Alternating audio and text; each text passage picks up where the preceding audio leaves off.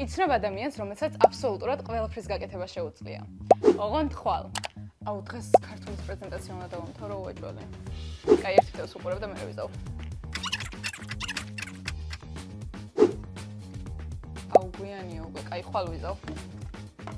ბიზნეს იდეა მაქვს, საფრთხით უნდა ავაწყო სამაჯურები და გავყიდო. როდის იწყებ? ხვალ. და მაინც რატოვდებთ საქმის ხვალისთვის, როცა ვიცით, რომ ეს ჩვენს გვაზარალებს და საქმესაც. იქნებ ზარმაცები ვარ.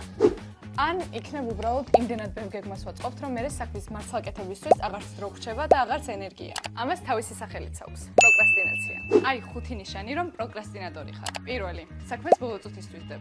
შეიძლება პროექტის გასაკეთებლად ერთი კვირა გქონდეს, მაგრამ შენ მის კეთებას მაინც ბოლო დღეს დაიწყებ.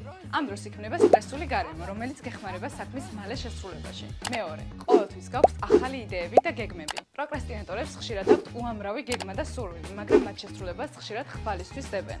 მესამე, თავს დამნაშავედ გრძნობ, როცა საქმეს არ ასრულებ. მიუხედავად იმისა, რომ საქმეს აჭიანურებს, ხშირად პროკრასტინატორი ამის გამო დანაშაულის გრძნობასა და სტრესს განიცდის. ქართულის პრეზენტაცია გააკეთე? რას ელოდები?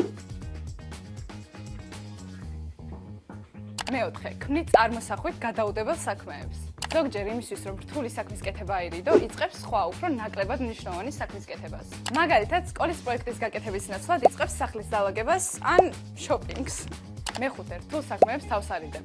იმის ნაცვლად, რომ პირისპირ შეხვდე რთულ საქმეს, ხშირად შეიძლება მისი გაკეთება გადადო, რადგან გეჩვენება, რომ ძალიან რთულია და არ იცი საიდან დაიწყო. ასე რომ, თუ შენს თავში ამ ნიშნებს აღმოაჩენ, ნუ იდარდებ იმაზე, რომ ზარმაცი ხარ. პროკრასტინაცია, ანუ საქმეების გადადება ბევრს აწუხებს. ეს სულაც არ ნიშნავს, რომ ზარმაცი ხარ ან мотиваცია გაკლია. სინამდვილეში საქმის გადადება ხშირად შიშის, გაურკვევლობის ან სრულყოფილებისკენ სწრაფვის შედეგია. ნუ ეცდები ყველაფრის ერთდროულად გაკეთებას. დაიწყე ერთი პატარა ნაბიჯით. ნუ დაელოდები იდეალურ მომენტს, რადგან ასეთი მომენტი არ არსებობს.